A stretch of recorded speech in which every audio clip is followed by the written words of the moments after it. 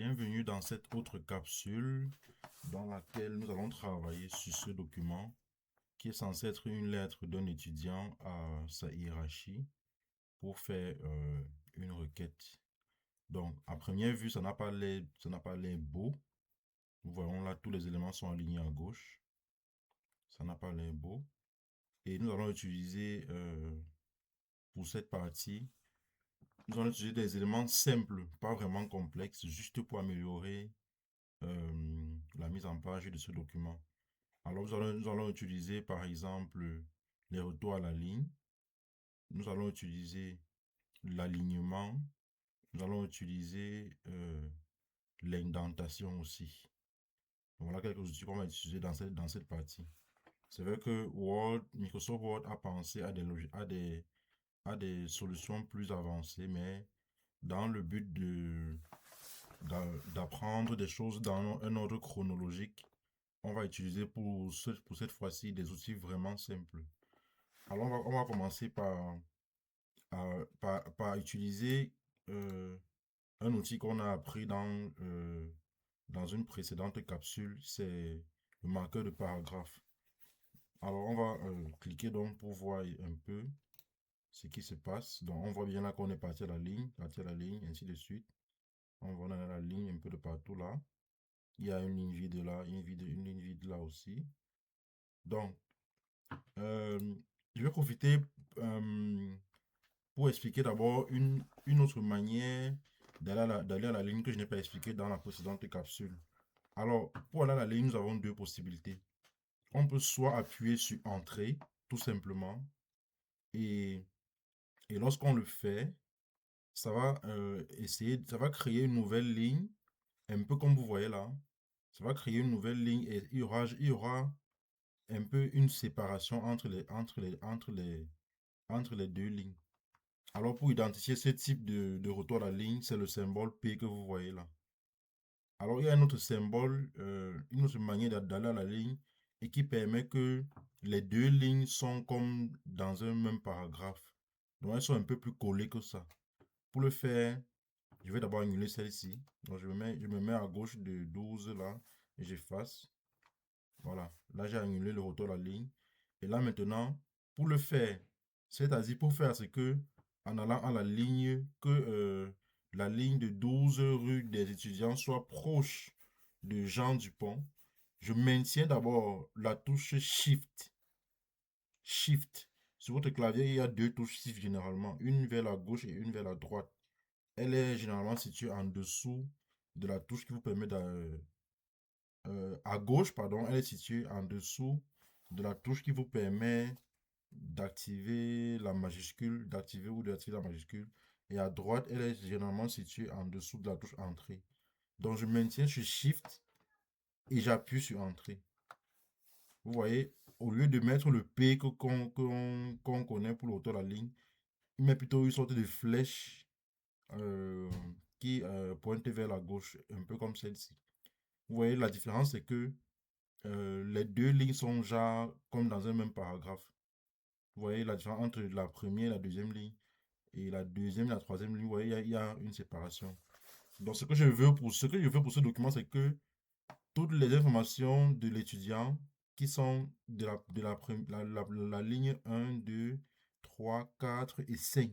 Donc, je veux que toutes les 5 lignes-là n'aient pas de séparation, qu'elles ont l'impression d'être dans un même paragraphe. Donc, je vais donc faire la deuxième méthode de retour à la ligne. Donc, je vais enlever ça. Je vais maintenir Shift, appuyer sur Entrée. Je fais pareil pour les autres.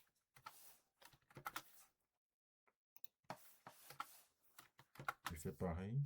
Voilà. Donc, voilà donc les informations de l'étudiant qui sont comme dans un paragraphe. Maintenant, il y a la date. Paris le 26 février 2026 qui est selon moi doit être à droite.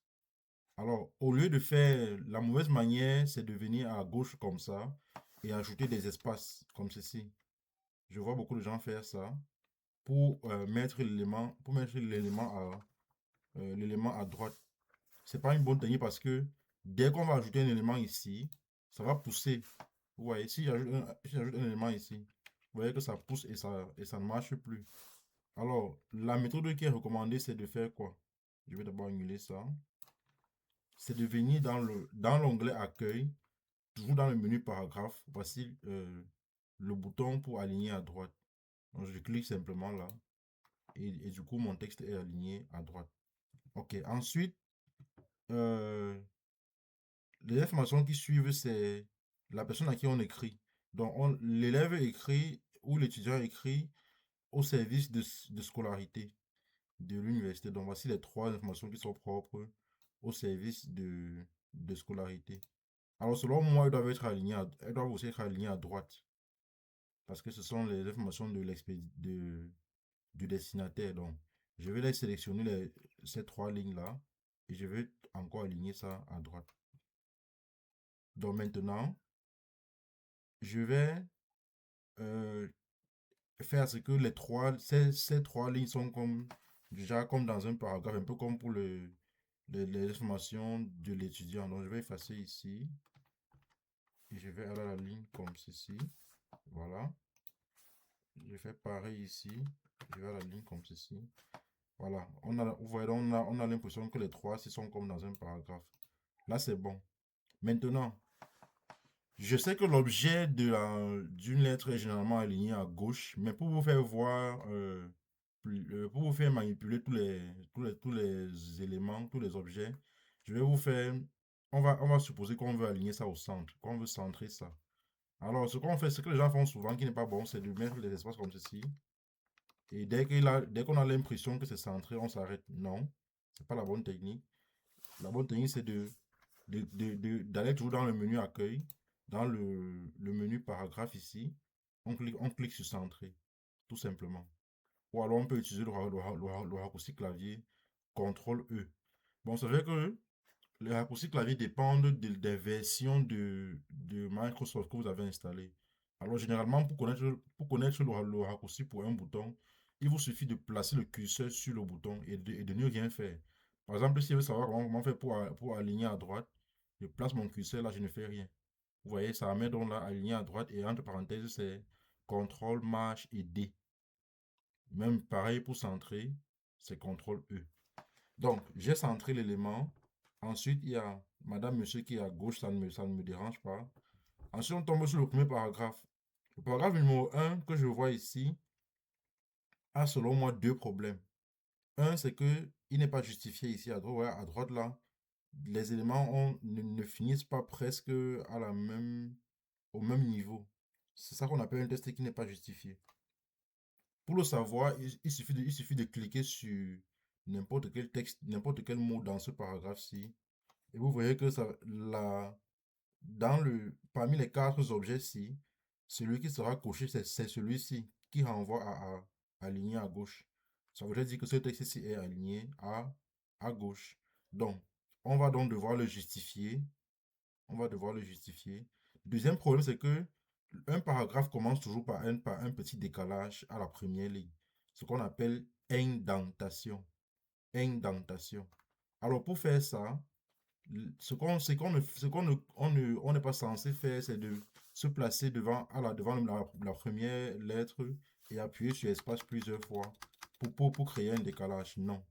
Ce qu'il faut faire, c'est se placer ici et appuyer sur la touche tabulation. La touche tabulation est la touche qui est située à gauche de votre clavier et qui est directement au-dessus de la touche que vous utilisez pour activer ou désactiver la majuscule. Donc, dès que j'appuie là, vous voyez, ça crée un décalage. Le décalage est créé. Je peux aussi le faire autrement. Autrement, c'est je me place toujours à gauche du premier mot et toujours dans le menu paragraphe, voici ça. Le bouton, si c'est pour augmenter un retrait. Je clique là une seule fois. Oh là là. Non, ça ne marche pas. Ça, c'est plutôt pour décaler tout le paragraphe. Ok. Donc là, je me rends compte que ce bouton ne marche pas. Par conséquent, donc, la seule méthode que je recommande, donc, c'est d'utiliser la touche tabulation qui est sur votre clavier. Donc, je me mets à la gauche là et j'appuie sur tabulation. Ça me crée une indentation. Maintenant, je dois justifier mon texte ici. Donc, pour le faire, qu'est-ce que je fais? Je le sélectionne et je le justifie. tout simplement. Je clique dans les quatre objets qui sont ici. Le dernier, généralement, c'est pour justifier un texte. Voilà. Et en même temps, j'ai pas besoin, j'ai pas trop besoin de sélectionner le texte avant de le justifier. Je peux généralement cliquer juste sur un seul endroit comme ceci et je justifie. Ça va toujours le faire en fait. Mais bon, pour être sûr de ce qu'on fait, l'idéal c'est de sélectionner le texte et de le justifier comme ceci. On fait donc pareil pour le deuxième paragraphe. Je vais créer une indentation ici en appuyant sur tabulation et je vais justifier ce paragraphe. Pareil pour le troisième paragraphe, indentation et justification. Bien sûr, je pouvais le faire pour les trois paragraphes en un seul clic. Je vais dire pour justifier, n'est-ce pas? Je pouvais directement prendre les trois paragraphes là et je clique je suis justifié. Ça m'aurait donné le même travail, le même résultat. Maintenant, à la fin, donc, on a la signature qui est à gauche. Bon, là, ça ne dérange personne. Donc, voilà, en gros, ce qu'on a appris, c'est quoi? On a appris à utiliser les deux méthodes de retour à la ligne. La première permet d'avoir un ensemble de lignes qui sont comme dans un paragraphe, un peu comme celui-ci. Le deuxième retour à la ligne, c'est celui qu'on a vu dans la précédente vidéo, qui crée un décalage, un peu comme ici, qui crée un décalage entre deux lignes. Ensuite, on a appris à aligner un élément à gauche, au centre, aligner à droite et à justifier. On a aussi appris à créer une indentation pour un paragraphe. Donc, pour cela, il suffit de se placer à gauche du premier mot du paragraphe et d'appuyer sur la touche tabulation de notre clavier. Donc, je rappelle que ça, c'est pas la méthode la plus recommandée.